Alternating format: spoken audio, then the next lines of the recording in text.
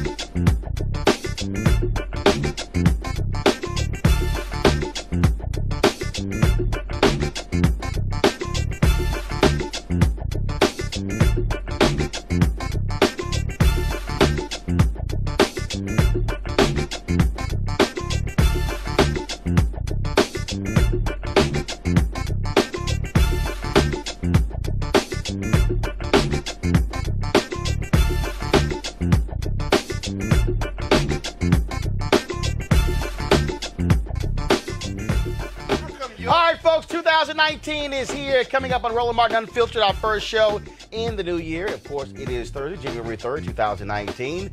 Today, the first day of the 116th Congress. Democrats, they swore in Nancy Pelosi as Speaker of the House. Also, 55 members of the Congressional Black Caucus also sworn in, the largest class in American history. Our cameras were there as they had their ceremony at the Warner Theater. We'll show you. You'll hear from Nancy Pelosi. Of course, you also hear from Steny Hoyer. And, of course, the new chair of the CBC, Karen Bass of California. All right, folks, and speaking of course, Democrats got some new rules they're going to be putting forth, including the issue of pay-go.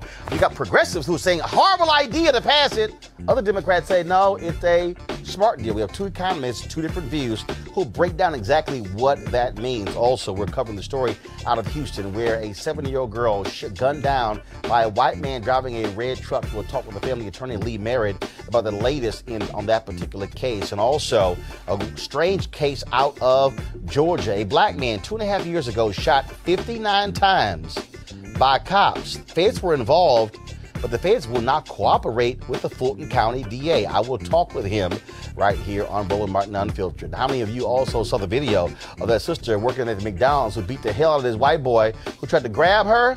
She should have whooped his ass. If you haven't seen the video, we'll show it to you. And also, I got a couple of things to say today about women's history, of course. That is women getting the right to vote 100 years ago. That was white women.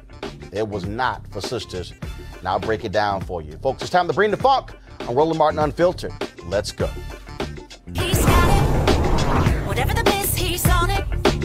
Whatever it is, he's got the scoop, the fact, the find. And when it breaks, he's right on time and it's rolling. Best believe he's knowing. Putting it down from sports to news to politics. With entertainment just for kicks, he's rolling. It's on go, y'all. It's Roland Martin, yeah. Rolling with Roland now. He's funk, he's fresh, he's real, the best, you know he's Roland Martin now.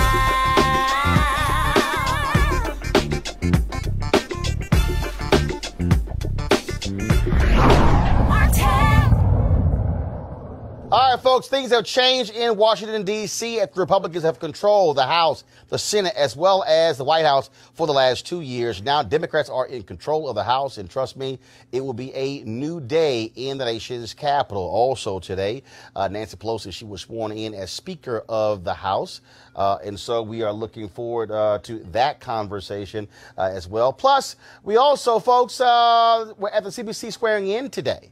That took place, of course, 55 members of the CBC, the most in U.S. history. We also live streamed the entire ceremony, and so we're going to share some of this with you. And so here are some of the highlights. Okay, so we don't have audio. We don't have audio where, guys?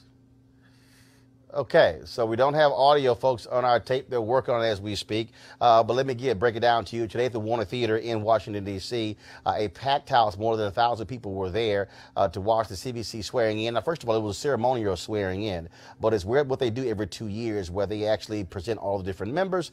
You also hear from Nancy Pelosi, who's the Speaker of the House, Steny Hoyer, who is the Majority Leader, also Jim Clyburn, who is the whip, in addition to the incoming CBC chair, Congresswoman Karen Bass of California. And so, as I said, we live streamed the whole event. If you want to see the full ceremony, simply go to our YouTube channel, youtube.com/Roland S. Martin. But here are some of the highlights from today. But as we begin anew, more than 40 years ago, the Congressional Black Caucus recalled and accepted the challenge of Representative George Henry White of North Carolina. Representative White was the last of nearly 40 African Americans who were forced out of the United States Congress after emancipation and Reconstruction and the beginning of Jim Crow. They were strategically forced and removed from office through the systematic voting disenfranchisement of African Americans and redistricting, a fight we continue. In his departing speech on the floor of the House, he said, "This perhaps the Negro's temporary farewell to the American Congress, but let me say, Phoenix-like, he will rise up someday and come again." Today, my friends, it is safe to say we've indeed come again, and to borrow and embellish the words of Maya Angelou, and still we rise. March on until victory is won. Under leadership of Marcia Fudge, Terry Sewell, John Lewis, we will be introducing and passing the Voting Rights Act in this Congress. We'll be doing all of we will be passing, and working with Eleanor Holmes Norton, we will be having hearings and putting forth legislation to giving voting rights to the people of the District of Columbia. We'll be doing all of this under leadership of our big daddy, Mr. Clyburn, House Democratic Whip, Mr. Clyburn. Thank you for your leadership and your guidance in so many of these areas. And what's exciting is that we're going to have so many chairmen from the Congressional Black Caucus. Let's just see. Maxine Waters, Chair of Financial Services. Bobby Scott, Chair of Education and Labor. Elijah Cummings, Chair of the Government Reform Committee. Eddie Bernice Johnson, Chair of the Science, Space, and Technology Committee. I got him. Protecting us all, the Chair of the Homeland Security Committee, Benny Thompson. The Johnson brothers said it to us all.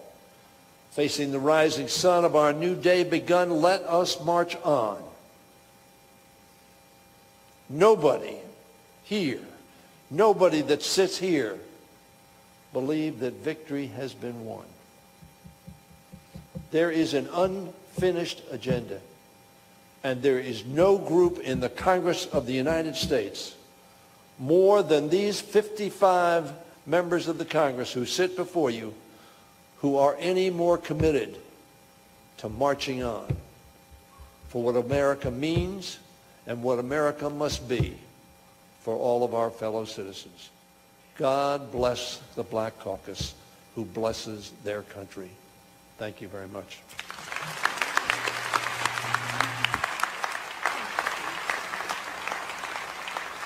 It was 2 years ago that I stood at this podium in very vulnerable and dark times. And I said that there was one thing that I knew that this CBC was not going to do. We weren't going to laugh if we didn't hear a joke. We weren't going to scratch if we weren't itching. We weren't going to dance if we didn't hear music. And we're never going to run because we're always going to be true to our God and true to our native land. With that, let me introduce you to the next chair of the Congressional Black Caucus, the phenomenal woman from Los Angeles, California, Karen Bass. Karen, I need to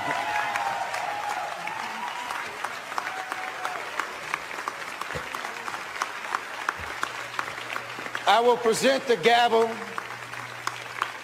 to Chairwoman Bass, and unlike what G.K. Butterfield did to me, you can actually keep this one. Thank you. America is becoming more diverse, and that diversity is leading to the browning of our nation. Instead of a celebration, the reaction from some has essentially unleashed a dragon that is gasping its last breath, and so he is dangerous as he lashes out. The dragon is hate, the dragon is white supremacy, and they have a leader. In the past, people would have been embarrassed to be associated with white supremacy, but today some have moved from embarrassed to emboldened. However, at this moment in history, there is a fundamental difference. We will have tremendous power and influence. At this moment in history, we are equipped to lead like never before. We are equipped to govern, and we are equipped to resist when and where it's needed. Now, among the folks we caught up with after today's ceremony included Tom Perez, chair of the Democratic National Committee.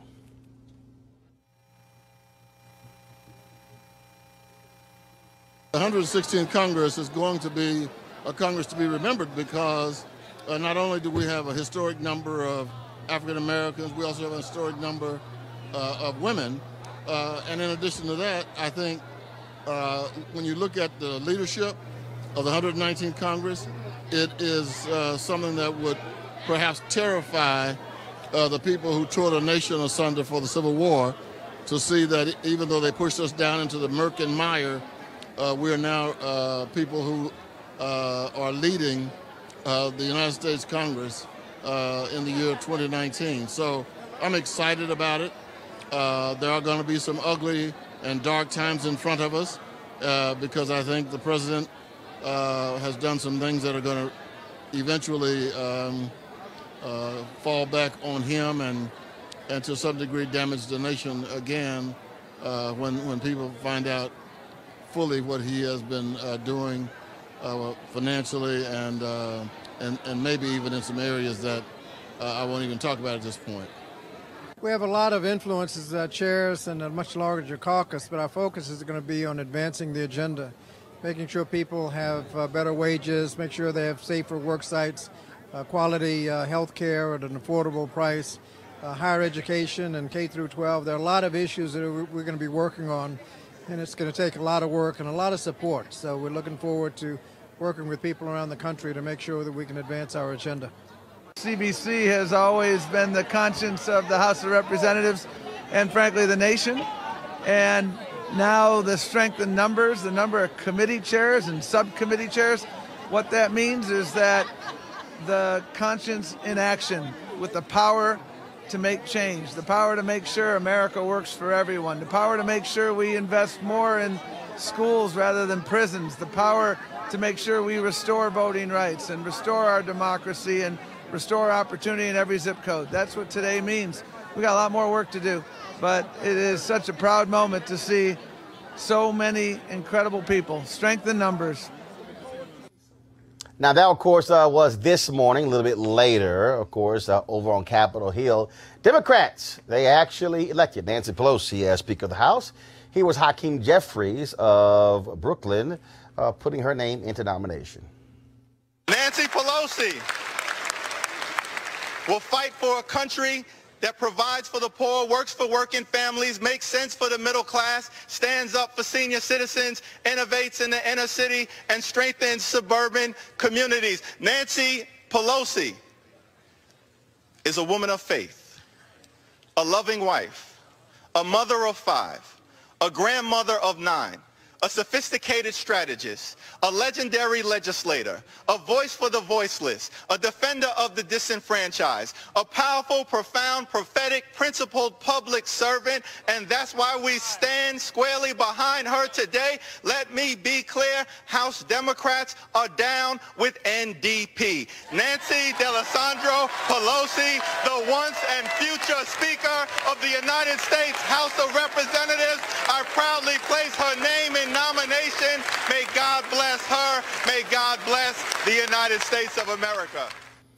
All right, folks, let's now bring in our panel. Dr. Craig Carr, Chair of the Department of Afro-American Studies, Howard University. Teresa Lundy, founder, TML Communications. And Alan Scott Bolden. A. Scott Bolden. No, first of all, that's what everybody at Chicago said you what your name was, but you try to get all bougie when you come to D.C. A. Scott Bolden. Can't we start off 2019 differently? Hell no. Can't we be okay, no. Let's go. This is the 400th anniversary of 20-odd Africans arriving. We're going to speak truth to what's going on. Your ass trying to be bougie by going by A. Scott Bolden, former chair, National Bar Association PAC. All right, so let's deal with this here. It's very interesting. I had some people, Greg, who were, I was talking about this on social media, and they were saying, this really means nothing. And then, of course, you got all these folks who saying, will the CBC be advancing a black agenda? And let me just be real clear. If you're one of those people out there who consistently ask the question, why isn't the CBC, why aren't they advancing a black agenda? You're stuck on stupid. Because if anybody, Greg, understands the history of the CBC, yes, and unfortunately for a lot of people, they have no clue what members of Congress literally do every single day to act as if having 55 CBC members isn't important is nuts. It's crazy. I mean, in fact, we can look today. House Majority, this was in Politico.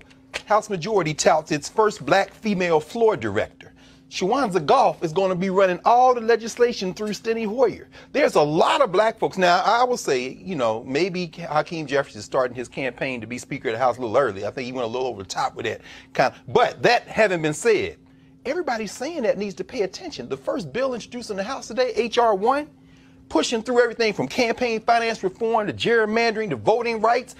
There's black folks all up and down that legislation. And to have that greater number, Emmanuel Cleaver opened up with prayer today on the House floor. Those Republicans, I'm looking at Kevin McCarthy, I'm looking at them like their heads are about to explode. But why isn't that just symbolism? We've always had black people in the caucus. We've always had black people in the representatives. That's why I started with the legislation they introduced, bro.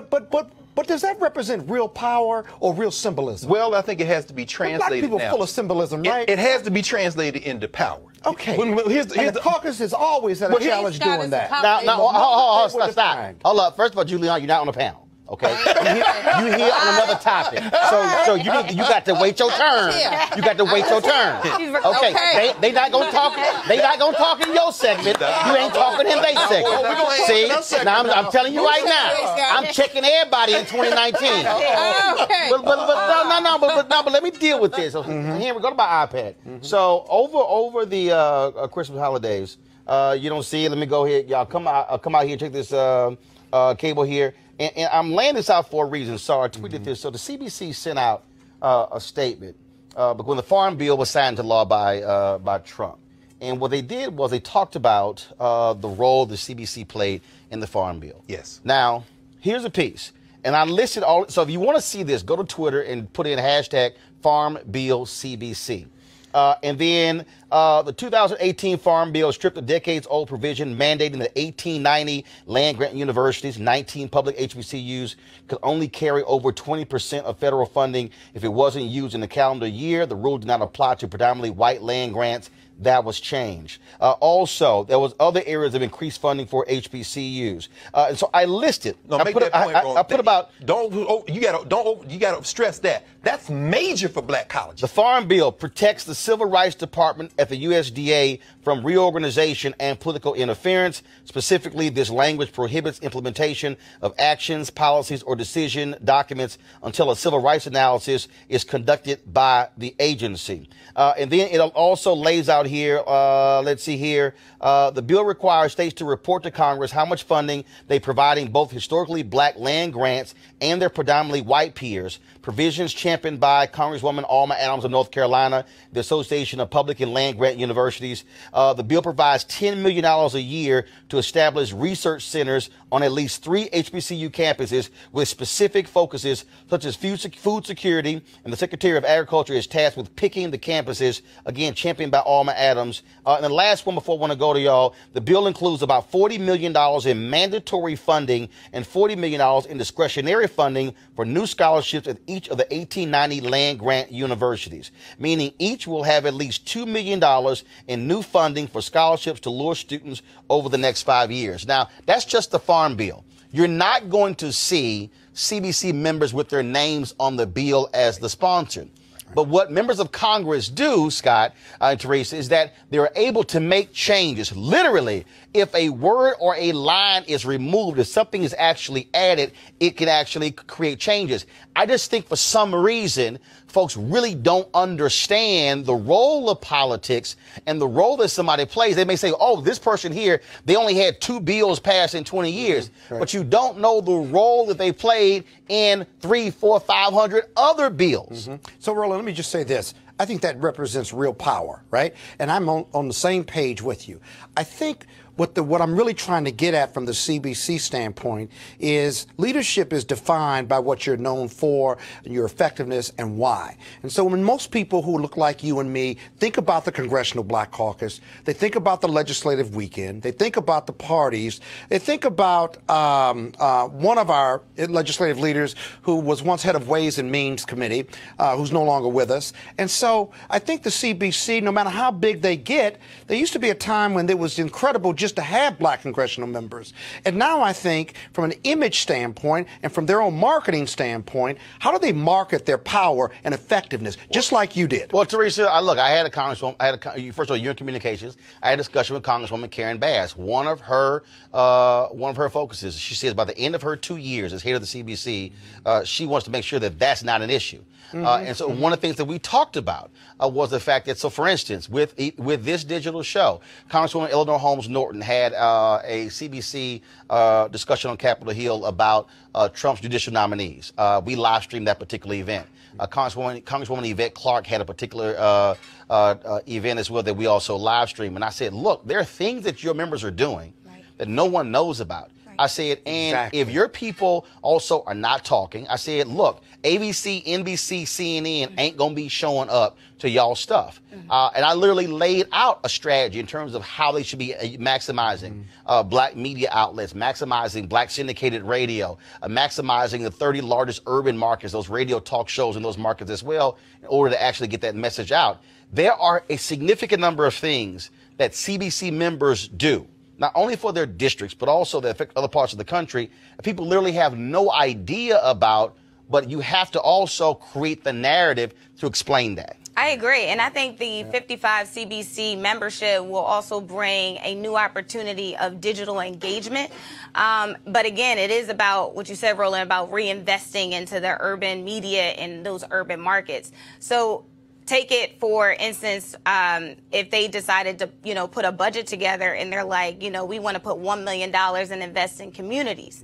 I think the CBC should actually continue to do that year round instead of just the monthly newsletters that they currently do in D.C. Because, outside of, some of the issues that just takes place in D.C., I think locally they can, engage and probably uplift their communications a little bit more in their community. But Greg, news organizations. I definitely wouldn't walk away from mainstream news sources, but I would actually start looking at what that narrative strategy is to local engagement. So going back to their districts and actually implementing it. But the thing though, Greg, but you also have to look at this thing as a collective. So what you have now is you have 5 CBC members who are actually chairing committees. And so when you begin to talk about, so for instance, the Oversight Reform Committee, the name was actually changed because their actual intent was not just government oversight, it also was in the private sector.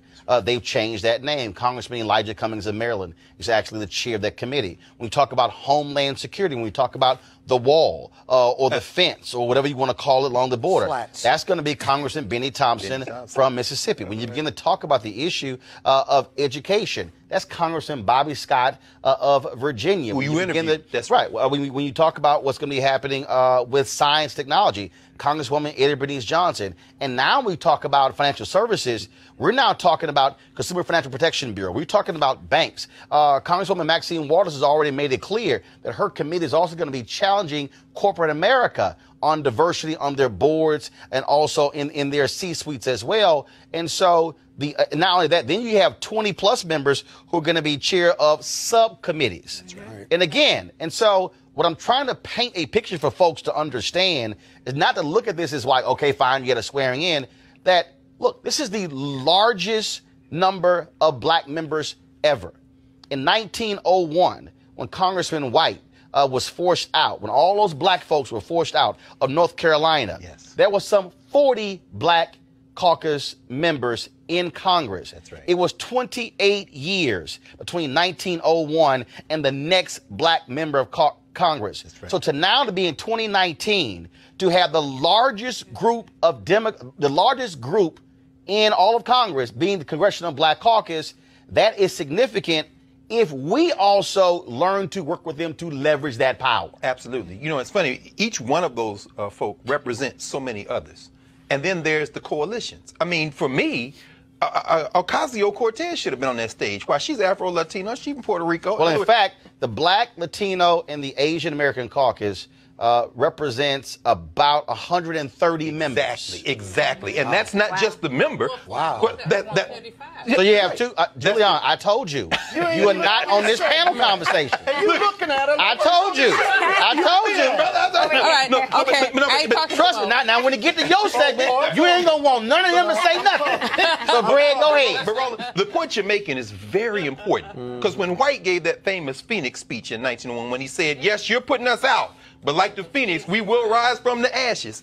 He was saying it at a time when there weren't 50 states. So in terms of percentage of black representation, you go back to Reconstruction 150 years ago, you can see that significant. But it isn't just the individuals. It's their staffs. It's the people they're working. Yvette Clarke, who you interviewed, Yvette Clarke has been a leader on immigration reform. Because immigration reform impacts black women and men from the Africa, the Caribbean. This country has changed forever. And to Teresa's point, you know, they're not going to ignore the Euro stream, the white stream, but technology has disrupted that forever. So whether they are not, Scott, it's not just simple, though. They still have to do the hard work. And they're doing it. I mean, you heard what Swanville to be there, right? I understand that. Look at what the Brennan Institute. So now they've got at least 2 years. They're already to doing it. What I'm saying, at this point, they're going to run into a stone wall in the Senate. We know that. I know. But with that many chairmanships, but here's the deal. First of all, that's true. What are you going to do with it? But here's the piece, though. Of the first several bills that Democrats are going to put on the table, one of them was do specifically with the voting rights. They did it today. The Shelby v. Holder decision. Yep, that's right. They said, you know what, Republicans have been messed around for the last 4 years. Fine, we're going to put that on the table. 2, D.C. statehood. Yes, sir. So now what's going to happen is Democrats are going to have to pass those two. Now the thing goes to, okay, McConnell. Right. Are you now going to ignore that? Right. So now it goes over to the Senate. Okay. Or do y'all now want to blow that off? And so now they have to own up to that. The point. But why wouldn't they just blow it off? They're not going to pass that. No. It doesn't matter. It doesn't matter if it dies in the Senate. The only role of House members is to pass things in the House. Right. They don't control the Senate. Right. But what I'm saying is the CBC's opportunity is to leverage and harness that power to say, we want this, right? We want this, we want this, and now if y'all want to mess with us, we got 55 votes. Don't. Yep. And something you said when you laid out with Benny Thompson and with banking with Maxine Watts, oversight. Right. Oversight. That's the key. There's a story that just came out of Indiana, for example. These white folks in Trump country are now complaining because the EPA hasn't cleaned up their thing, and they want hearings now for the EPA because their children are dying of cancer. They voted for Trump. Now that comes to the Congress. When you start talking about Benny Thompson, Homeland Security, like you say, slats, wall, whatever, Benny Thompson, they're about to get into details and watch these white folks who call themselves Trump voters switch once these black folks over these committees start. In fact, here's what I would suggest. Do what Bobby Kennedy did in 1966, 67, 68, where they move those hearings to those areas. To those communities. How about, don't have the hearings in D.C., have the hearing in those towns. Yes, sir. And then tell Vice President Pence, to your point, the town of Indiana. Yes, sir. You were the governor. Let Andre do it. Why don't you come on back, have the conversation again? And so everybody who's watching, I'm about to go down next door, but I need y'all to understand, we're going to be, first of all, our goal the next, every quarter, actually the first 6 months, to have every CBC member on this show. Have at least 2 to 3 every week so you understand what is going on. First of all, holding their feet to the fire on issues that we care about, but also talking about things that you may not even realize is actually going on. All these things are critically important, which is why this show is important as well. And so we're going to be doing that. So this, of course, is just the first day Democrats are in control of the House. But let me also say this here. So there are 55 CBC members. Mia Love, of course, lost in Utah. She was the only Republican in the Congressional Black Caucus. There's still 2 other black Republicans in Congress. Will Hurd of Texas, Congressman Will Hurd of Texas, and Senator Tim Scott of South Carolina. Both of them are not members of the Congressional Black Caucus by their own choosing. And so just want to let y'all know that. So of the 55, all are Democrat. last Congress, you had one who was a Republican, Mia Love, but she got voted out. So Hurd and Scott are not members. All right, folks, I'm going to a break right now. When we come back, we're going to talk about this story out of Houston. 7-year-old black girl shot and killed, which is just this stunning story. And so we're going to get caught up with that with the family attorney Lee Merritt. We'll also talk about this whole issue of pay-go. You might be on social media, and we have a lot of progressives who are saying horrible idea for Democrats to include this in their rules. Others who are saying, no, it's a smart idea to have pay-go. We have two economists on the show. That's a segment Julianne is here for, that she's not going to want them talking in her segment. You know, trust me, watch. Trust me, she ain't going to want them talking in her segment. And so we're going to be talking about that in just a moment. And so we're going to a break right now. We'll be back. Roland Martin Unfiltered.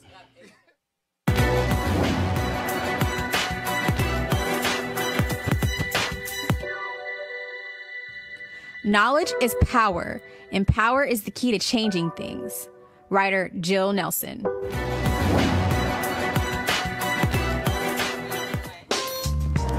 Folks.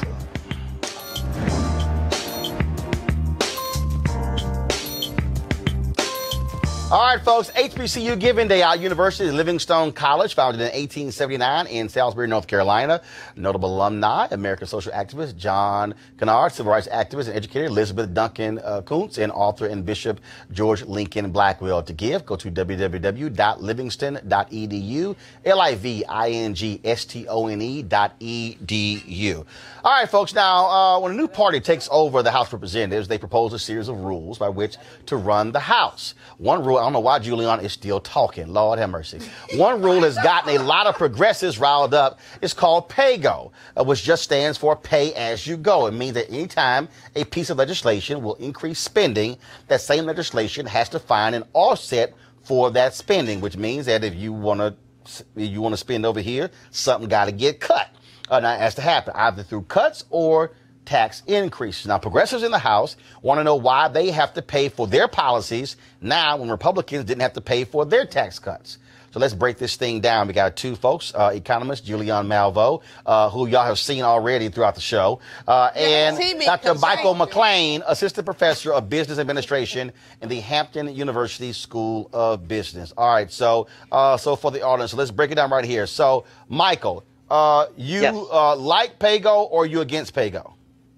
PAYGO is a pretty good idea. It's designed to stop congressional members from either spending too much that they can't pay for, or on the flip side, it's not just a spending issue, it's to prevent tax cuts that are not paid for as well. So it works both ways from the spending side, but it also works to prevent tax cuts that are not paid for. Julianne, all right, you for pay? Hold up, you're for PAYGO, against PAYGO? I'm against PAYGO. Why?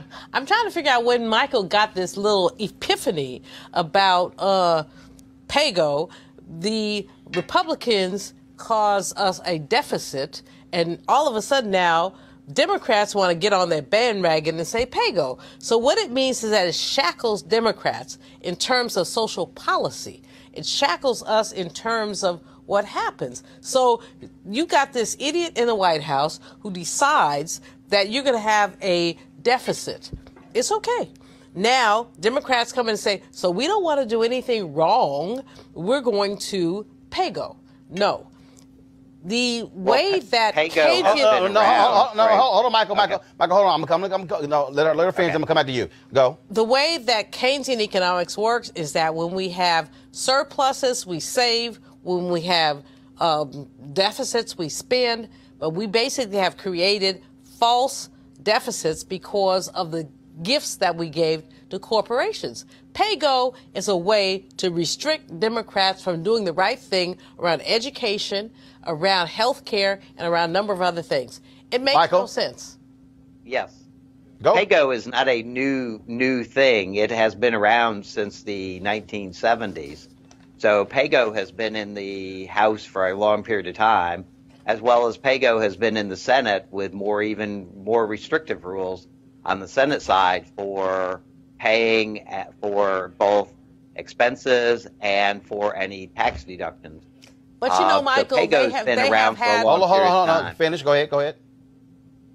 Michael, PAYGO's not a new philosophy. All right, Julianne.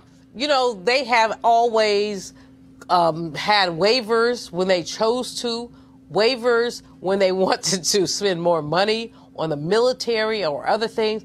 Now is a time with this new Congress to talk about waivers to do health care, waivers to feed people, waivers to do the American dream. And this pay-go nonsense, it is nonsense. It's really about attempting to shackle Democrats to a Republican ideology that says that you can't spend money unless you spend it on corporations. Now, and you know that. So, Michael, here's interesting. So, I want both of you to answer this. And so, when I was at the CBC swearing-in today, I was talking to one of the members who is not a conservative member.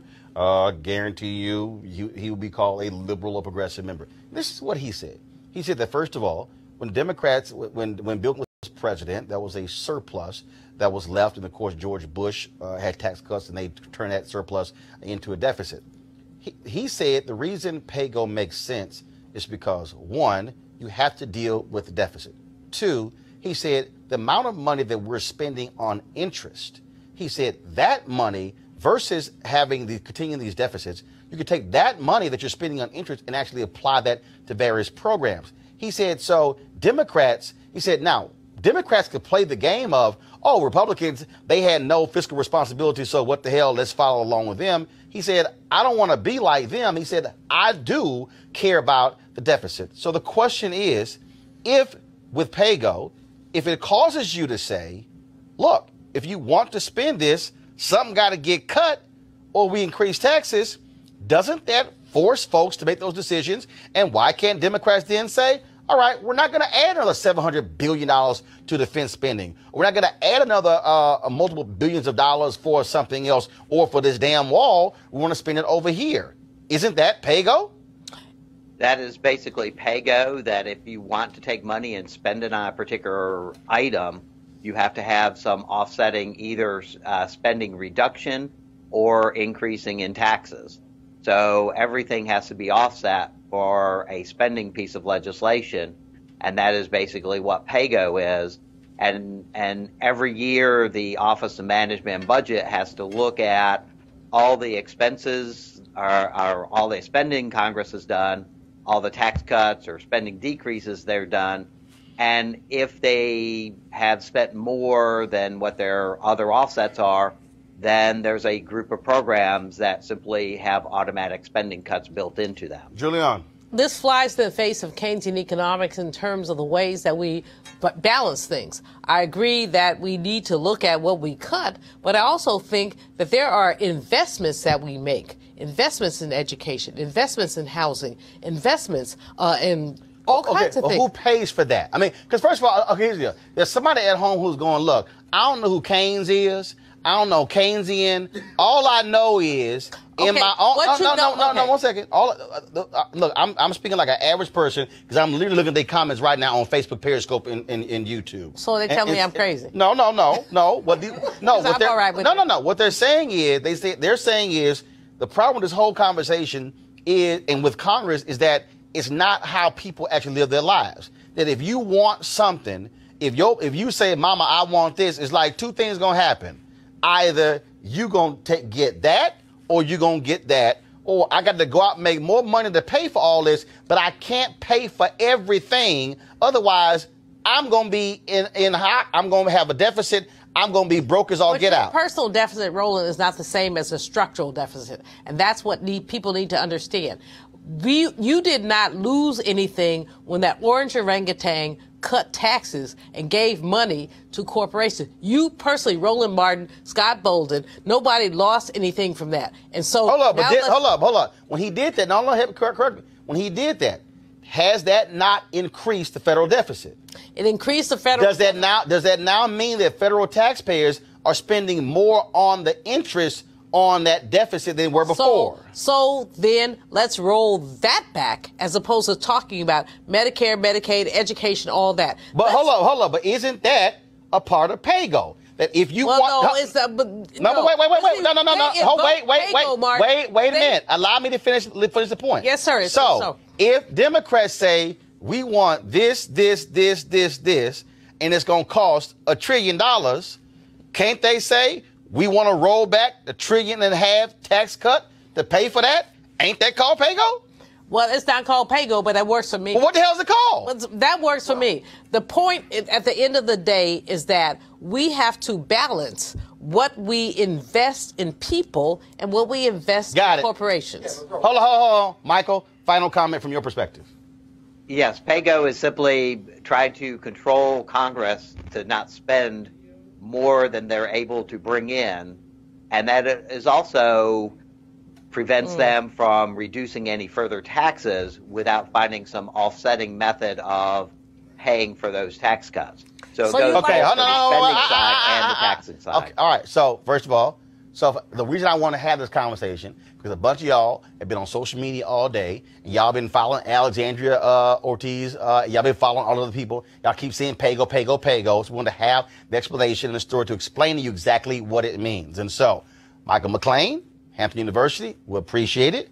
Julian Malveaux, Bennett College, President Emerita, we appreciate it as well.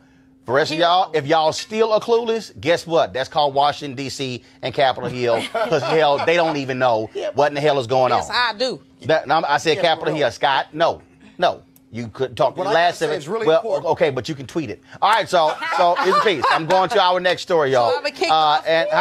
No, we done. We good. Appreciate it. Thank you very much. No, I'm just telling you. We did it to explain to people what's going on. No, not the segment's over. That's cool. You can tweet about it. All right, y'all. Let's go to our next story. And this story happened over the last several days, and it's actually a stunning story. It is out of my hometown of Houston, Texas. So 70-year-old Jasmine Barnes was with her mother. And they were in a car at a Walmart. And all of a sudden, a red truck drives up, fires a gun into the car, killing her. Now, of course, the girl's mother, LaPortia Washington, was driving the car. She and Jasmine and 3 other daughters were out for a coffee run near a Walmart. Now, this is the mom speaking from the hospital bed the day of the shooting. The mother, of course, was shot in the arm. I replayed this moment in my head over 1 million times to see, did I cut this man off? Did I make a wrong turn in front of him? Did I stop him from getting out of the Walmart for whatever he was doing? Did I do anything wrong to cause this man to fire shots in my car? And I didn't. I didn't do anything. I didn't make a wrong turn. I didn't get over in his lane. I didn't do none of that. He fired off at us for no reason. None. Now, she is now out of the hospital. Of course, the reward is approaching $100,000 for the identity of the driver of the red pickup. You have seen a lot of people on social media, activist Shaun King, civil rights attorney Lee Merritt. They've been spearheading the reward fund. And today they were joined by Houston, Texas wide receiver DeAndre Hopkins, who is donating his $29,000 playoff check, the wild card game with the Texans play on Saturday against the Indianapolis Colts, to pay for funeral expenses and to go to the reward. Also, Shaquille O'Neal has said that he also will help to defray the funeral expenses for Jasmine as well. Joining us right now is attorney Lee Merritt. Lee, first off, I was while we were when we started the show, I got a notice from Periscope where officials were giving an update on this particular case. What can you give us? What's the latest in this case? The Harris County Sheriff's Department released a composite sketch of this individual. The previous description said this was more of a heavyset man with a beard. From witnesses who were there, who now that they've been released from the hospital and had some time to rest, they described a more pale, blue-eyed.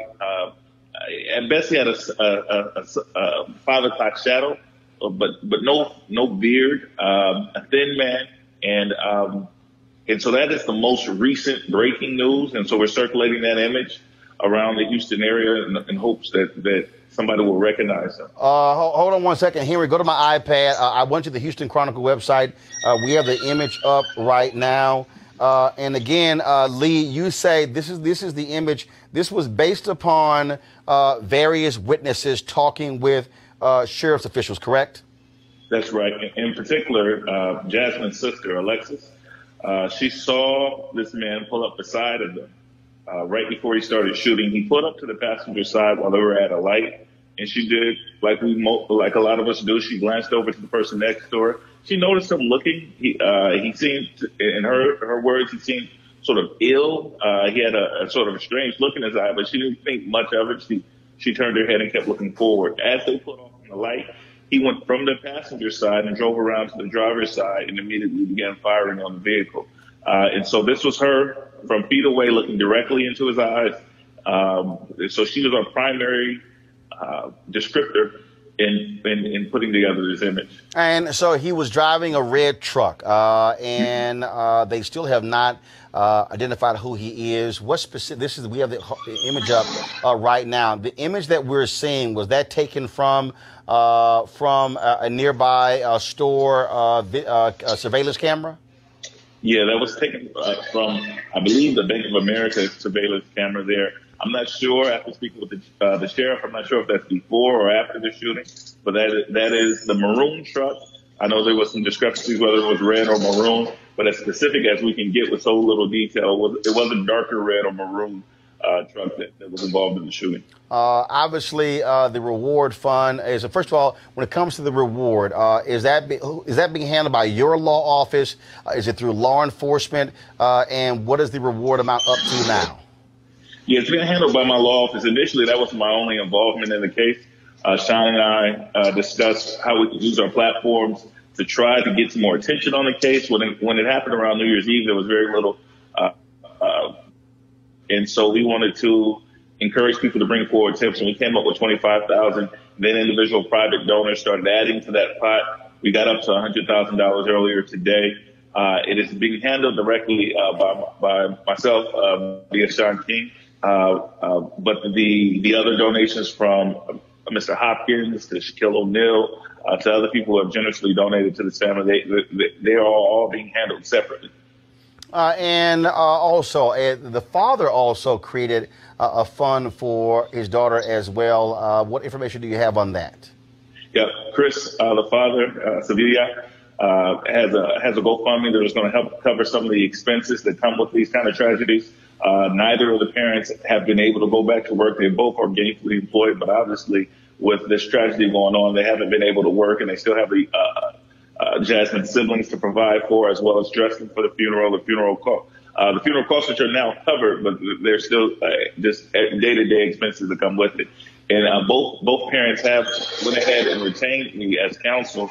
And so you can find both of their GoFundMes and fundraising efforts being funneled through me, through my websites and through my social media accounts. And generally, if you find it on Sean King's sites, that's because he's cleared it by me. And so those will be the official places that you can give and donate. So, you first of all, you started trying to help. Have you signed on as the family attorney? Yeah, I've signed on as a family attorney specifically for this reason, Roland. We're learning a lot more information about the shooting, and it has all the telltale signs of a hate crime. It doesn't seem just random, both because this area of Houston has a reputation for racial discord, particularly a white supremacist element. There is a very, very similar shooting in August of 2017. Where the shooter in that case was still at large. He targeted a black family, a grandmother, another young woman, and a 21-year-old man. He shot the grandmother. He shot the young man in the leg twice. The same way he ambushed the car. It was a white male in a pickup truck that matches this description that we now have. And it's difficult to say that these two aren't related. We don't have anything directly tying them, the two, but this happened within the same stretch of highway within 6 miles from where this shooting took place. And so there's so much going on that I want to continue to use my training and use my experience to guide law enforcement towards hate crime litigation where we see appropriate. Last question for you. Even though the of course, law enforcement has not said this is a hate crime, is there any involvement of the FBI at this point in this case? The FBI is working closely with the sheriff's office as well as the Houston PD. So there's several law enforcement agencies working together. And I haven't spoken, or my client hasn't spoken directly with FBI investigators. Obviously, you want to put motive comes after actually catching the suspect. So We all can speculate at motive, but all these agencies are working together just to figure out who this person is. And once that happens, I certainly expect the FBI to investigate him for ties to the hate community. All right, then, Lee Merritt, we certainly appreciate it. Keep abreast. Be sure to text me anytime, giving updates on this particular case. It's going to be a rally on Saturday in Houston, and, of course, the funeral for Jasmine will take place on Tuesday. Thanks, Roland. All right, Lee, thanks a bunch. I want to go to our panel here. Again, I think it's important to have federal authorities involved in this as early as possible, even though they have not clearly established this is a hate crime. Because hate crimes are federal crimes, the FBI can also get involved and help a local jurisdiction, Scott. Well, the state may have some hate crime laws, too, but for the independence of the investigation, that's super important. You know, they've got the truck. They've got some eyewitnesses. There were other cars, I presume, around this truck, so they're going to have to look at that.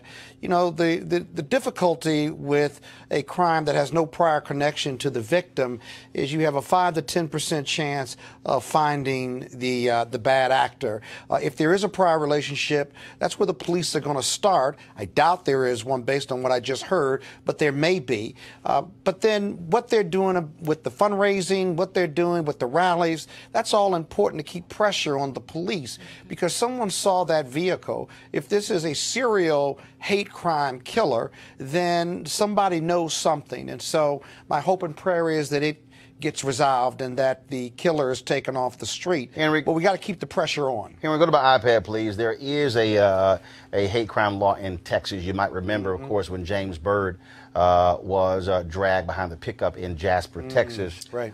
It was initially vetoed by George W. Bush and then later signed when he was governor. This is a graphic on the Department of Public Safety in Texas where they break down 53.9% of all hate crimes in Texas are racial. But when you look at this number here, you see anti-white, 18 offenses, anti-black, 103. And then multiracial, anti-Indian. And so the reality is, if you add up every other group, Jewish, Hispanic, Arab, Indian, Asian, Pacific Islander, and white, it does not even come close to equaling the number of anti-black cases. Teresa and Greg.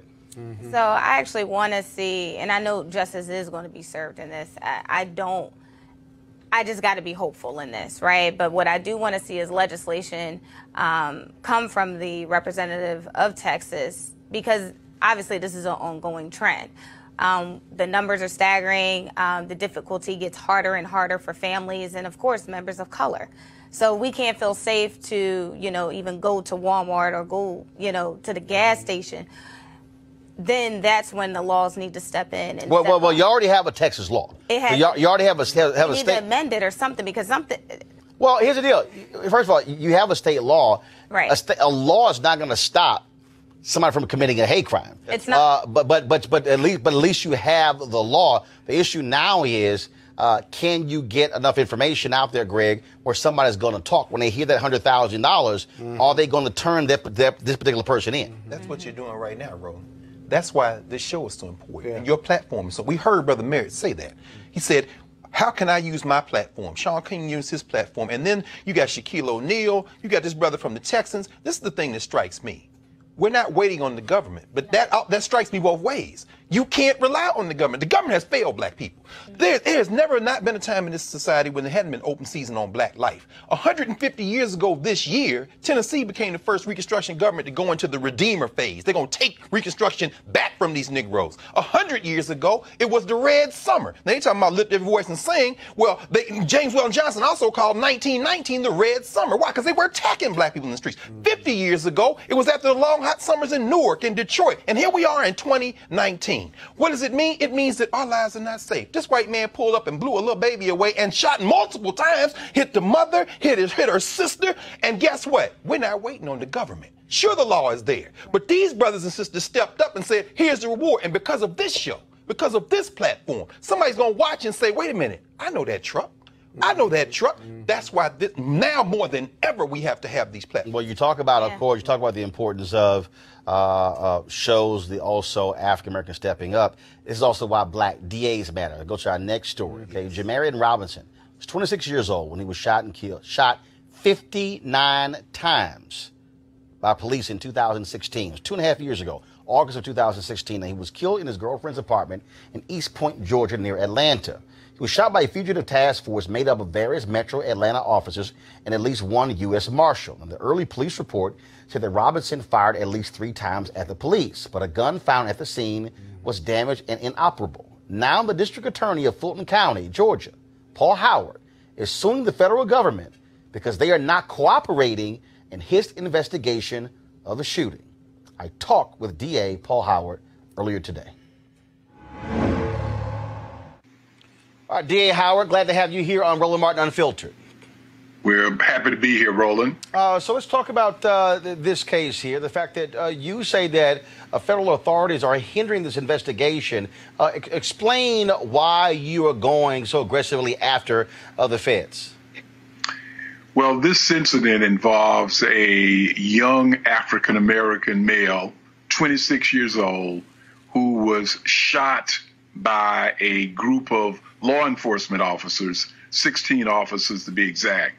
And the incident took place on the 5th of August of 2016.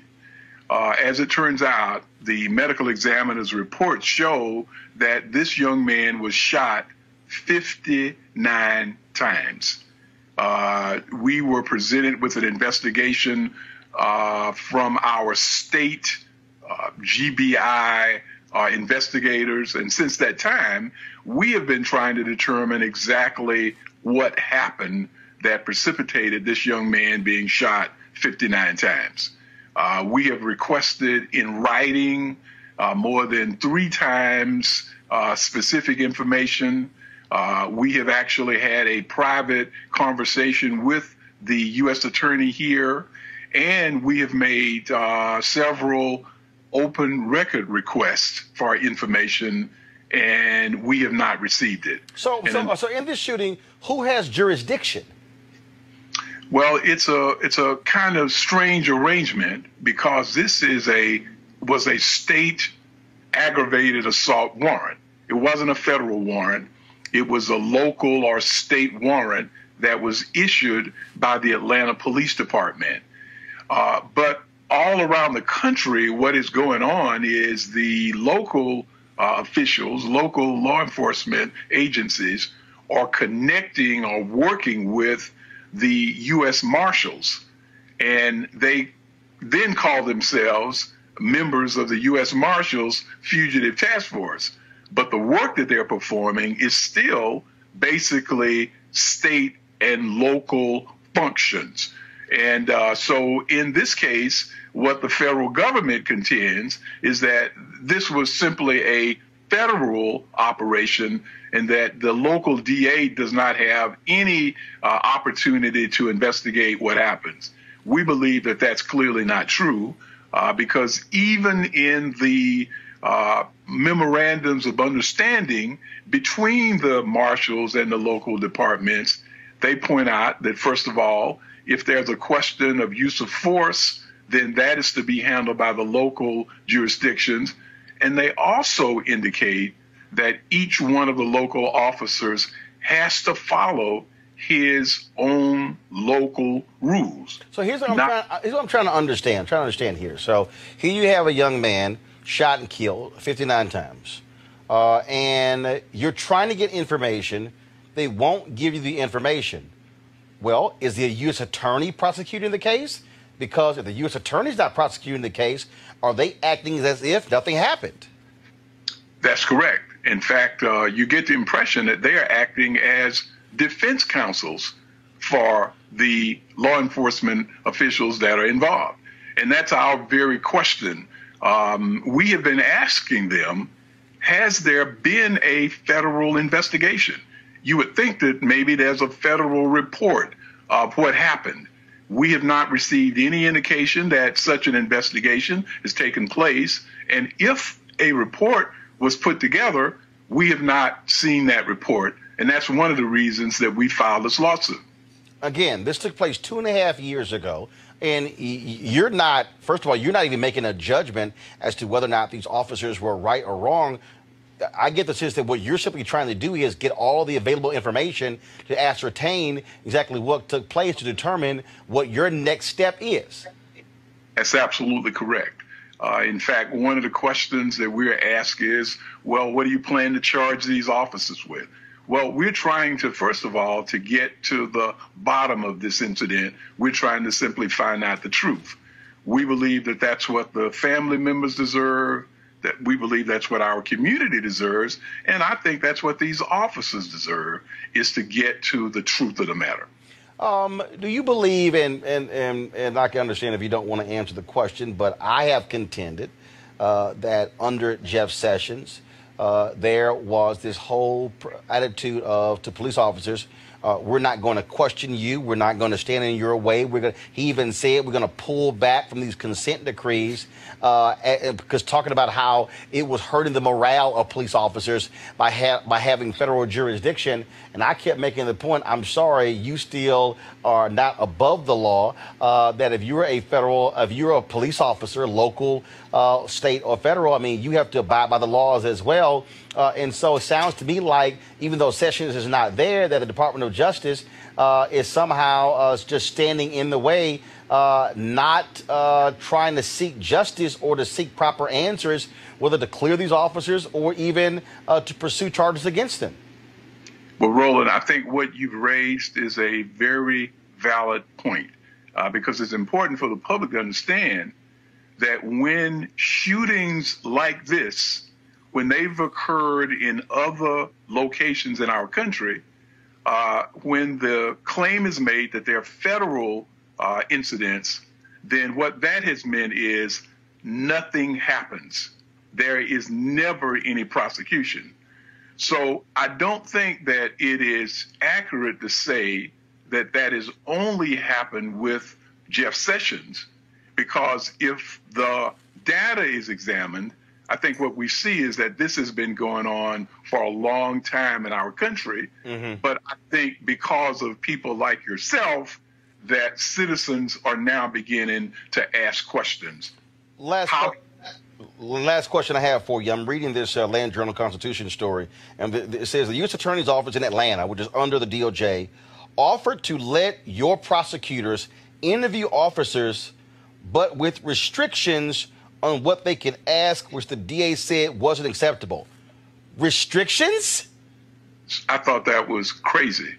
We're investigating the death of someone who has been shot for 59 times, and it's a death that happened in my jurisdiction, and I just can't imagine the Justice Department indicating to a local district attorney that you could ask a question, but you're simply limited in the approach you can take. I find that that is unacceptable, and it's fairly reprehensible that they would even make such a suggestion.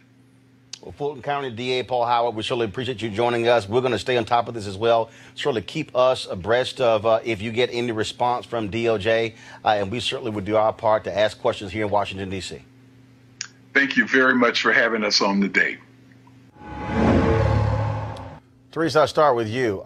This is, I mean, you have a U.S. Marshal, one U.S. Marshal involved. The rest of them are local and state. But to completely ignore a DA, he was shot and killed 2.5 years ago. Mm-hmm. 2.5 years. Mm-hmm.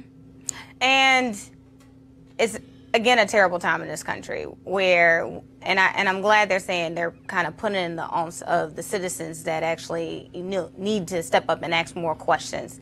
Because right now, especially with this case, it seems like, when there's no communication, there's lack of responsiveness, there's not going to be anything that gets done. It sounds like they're kind of cleaning it up or maybe protecting someone or something. And I think we need to find that right now more than ever.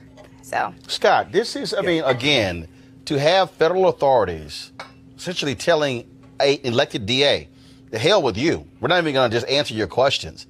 This, to me, is an abomination. Well, as a former prosecutor, this happens a lot more than most people think because you don't see it in a lawsuit.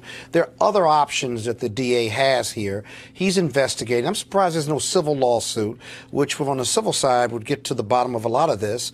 The DA could also put this case into the grand jury and issue grand jury subpoenas to all of these officers and bring them in and just let them tell their story if they're not going to be subjected to an interview or it's limited. Remember, DOJ said to them, we'll let you talk to them, but there are certain questions they will not answer depending on what the investigation was. But here's the deal, though. But you won't even share the investigation with the DA. But we can't. Hold on. We can't control that. So now this DA has some other options. Right, which is why he's going public. But also, some of the officers also have already told his office.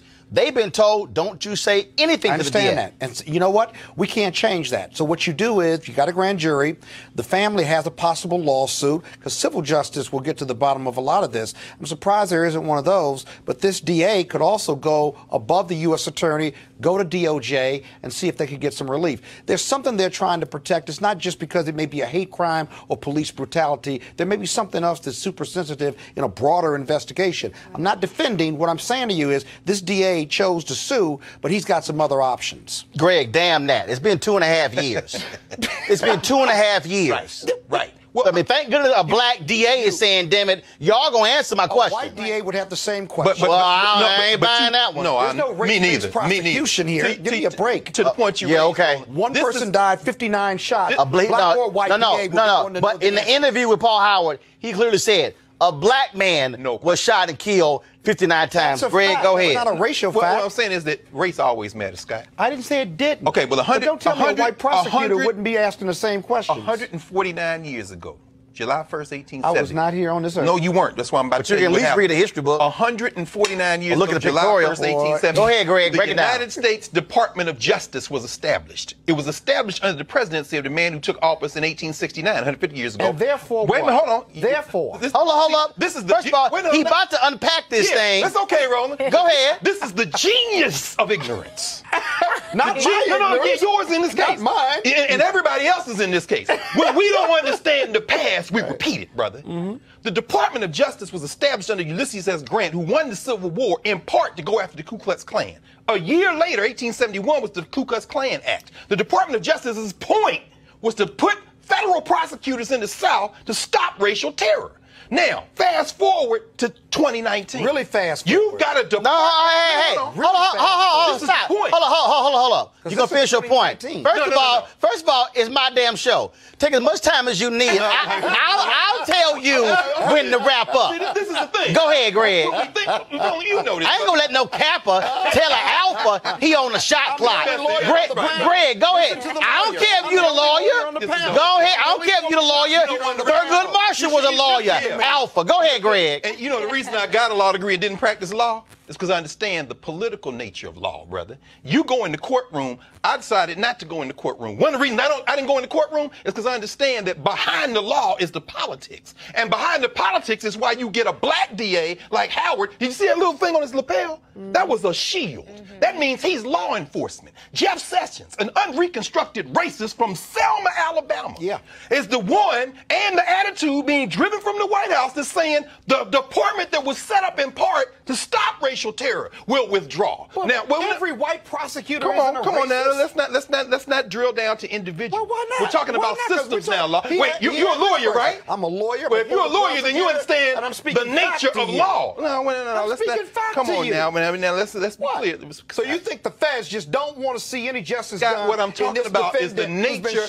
What I'm talking about is the nature of government and society. Meaning that what you just said about a civil suit, what you said about a local DA challenging the feds, grand jury investigation, all of these things operate within a legal universe. But they cooperate on a daily basis all around this country. This is a unique case. Scott, it's not unique. That's my point. That's why if you understand the history, you understand the cycles. We're talking about pendulums. Let's bring it. Let's tie it all together. You don't think the feds and the state cooperate every day across this country? Oh, no. Of course they don't cooperate. Of course they do. Ralph Bunche said in the 1930s that the Negro is a special ward of the federal government. Meaning what? When the federal government has been used as a tool to have those cases, but that's not par for course. Course for par, whatever the term You is. look at an individual tree. Because that's what the story You can't see is. the forest, bro. I got the forest. No, if anybody clearly sees you're not, the because you forest, lost in the forest. I've been on the defense side. Here's what we know.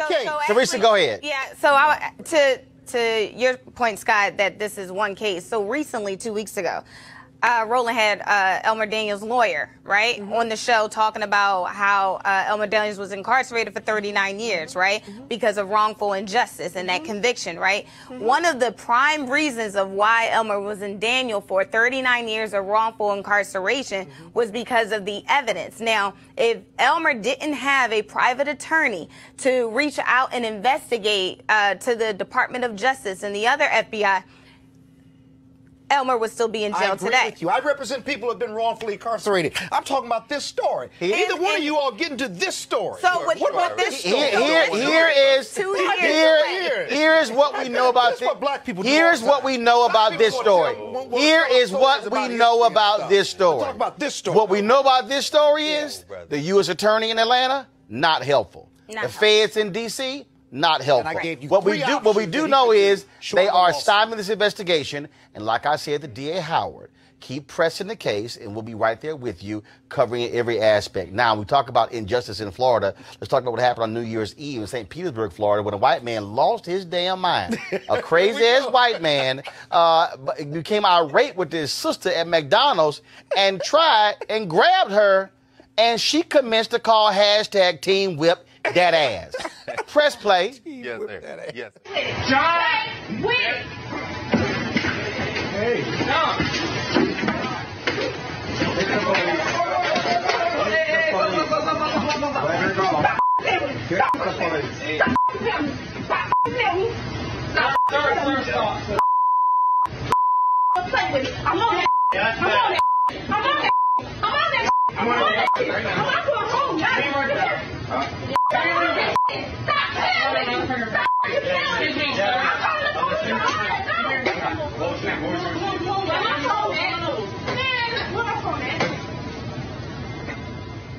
All right, so here's the deal. The dude got upset because there weren't any straws in the condiment area. Now, in St. Petersburg, they passed a law to ban plastic straws by 2020.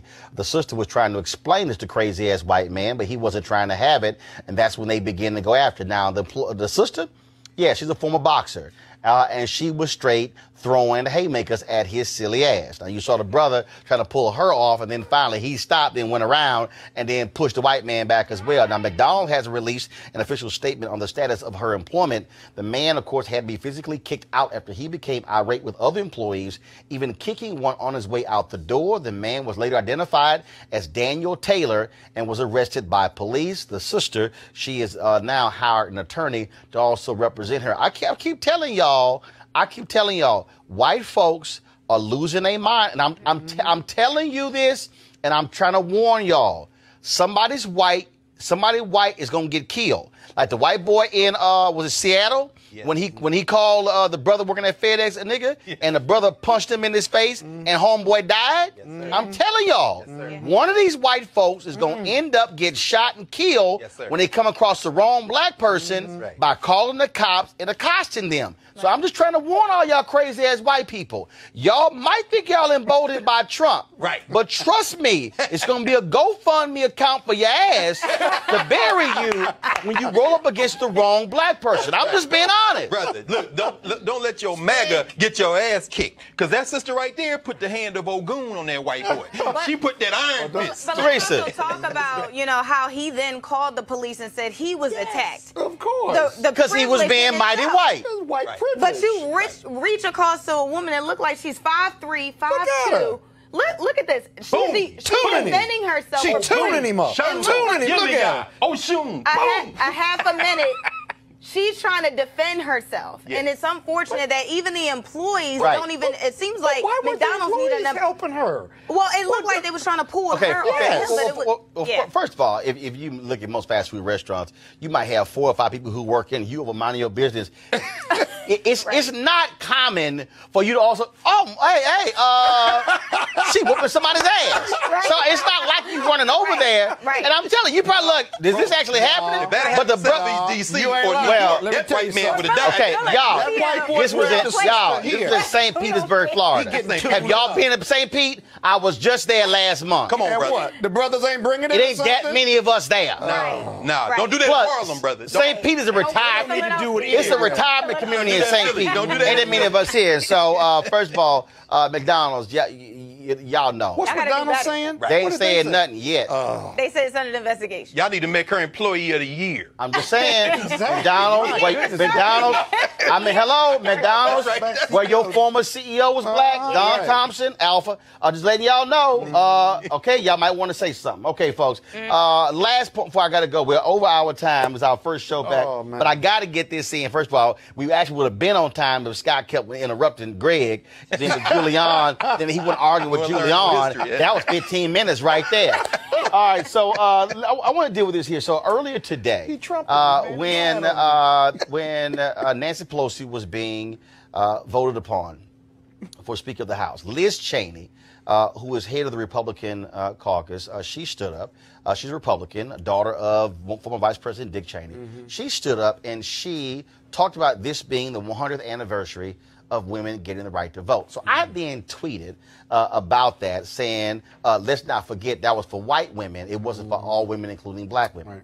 Now, first of all, you got some little dumb Republicans who try to get all upset with me because obviously none of them have actually read a history book. Then you had some white folks trying to white-splain to me history by saying, well, no, the law did give black folks the right to vote. Then I had to go ahead and break the history book out on they silly ass. And so here's why I'm doing this. Because, see, the issue that I have, Greg broke it down earlier, the issue that I have is when we don't understand foundations and how things were created and what happened when these things were created.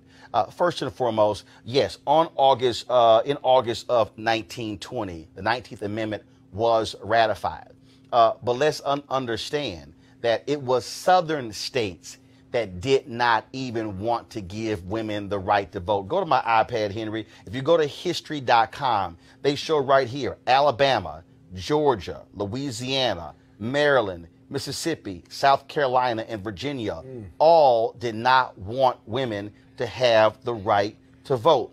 Tennessee was that remaining southern state. It was tied 48-48, and there was a Republican who got called out by his own mama saying, you better vote for this doggone deal, and that's how it got ratified. Tennessee put it over the top. And then after it was ratified, the last state to ratify the 19th Amendment was the state of Mississippi in 1984. Now, why am I saying all of this here? Because later, when Nancy Pelosi talked about this being the 100th anniversary of women getting the right to vote, and people say, well, you ain't dog Nancy. First of all, I wasn't dogging Liz Cheney.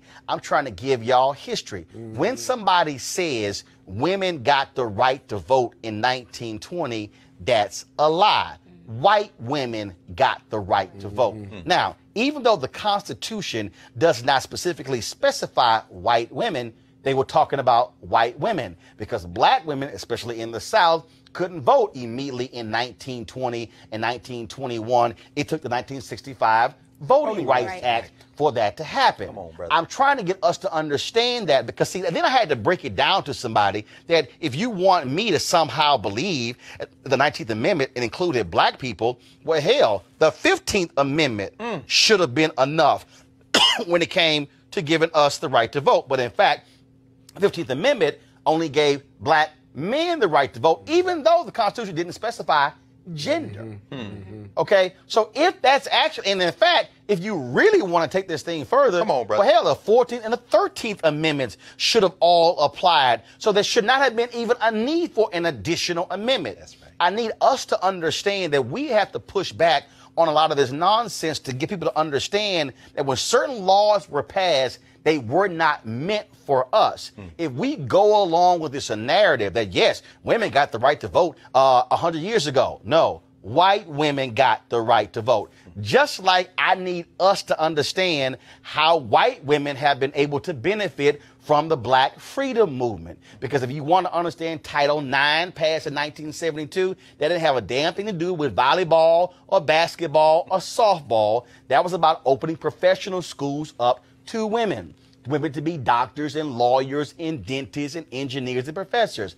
Title IX, a provision of the 1964 Civil Rights Act. And so all of these white women who have benefited from Title IX, they have benefited from the hard work of black people who got the 1964 Civil Rights Act signed into law. And so I need us not walking around letting folks just say stuff, oh, well, this was passed then. Well, no, understand, just like we just had Emancipation Day, when you, of course, had New Year's Day. But see, before you talk about, of course, emancipation in terms of the Emancipation Proclamation, you got to also deal with what happened on that particular day in Haiti. That's right. Where they also gained their freedom. Come on. And don't you understand that one of the things that white people in this country were afraid of when Haiti got their independence was that slaves here were going to do the exact same thing?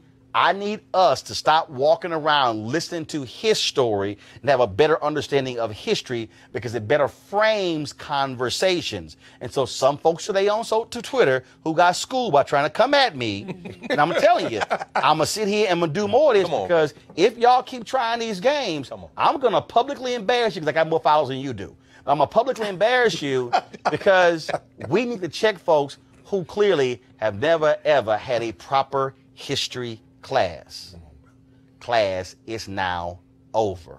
Scott, you got homework. All right, y'all.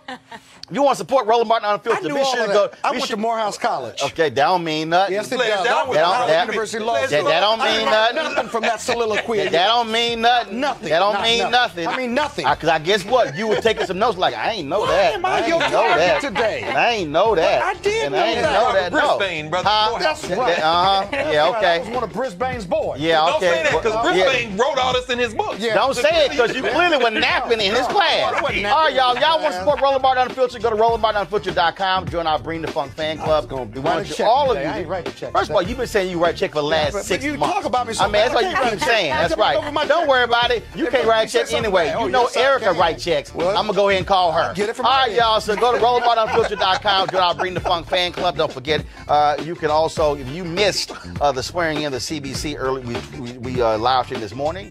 Go to our YouTube channel. You can check it out as well. And so we look forward to you doing that. All right, folks, we got to go. Tomorrow, we got a great lineup for you as well. We'll give you a breakdown the first day of House Democrats being in control. And we'll also be talking to more CBC members. And a brother who's a chef was going to be on the show tomorrow talking about how the history of black folks cooking has been infused into America cuisine. So we'll have that on tomorrow's show. And Ben Crump will be joining us as well, talking about the sister who improved her SAT score by 300 points. And now they're trying to say, well, we're not going to allow your score to be used to get into Florida State. So she busted her butt studying, but now y'all questioning her score. Oh yeah, we're going to put this private company on blast. And they're gonna feel the wrath of black people as well. So y'all white folks, they don't want to lose y'all mind too. Go right ahead, because remember, in August of this year, 400th anniversary, the first 20 Africans arriving. I'm just letting y'all know, I ain't got no problem whooping that ass all in 2019. We just getting started. Holla! You want to support Roland Martin Unfiltered? Be sure to join our Bring the Funk fan club. Every dollar that you give to us supports our daily digital show. Go to RolandMartinUnfiltered.com.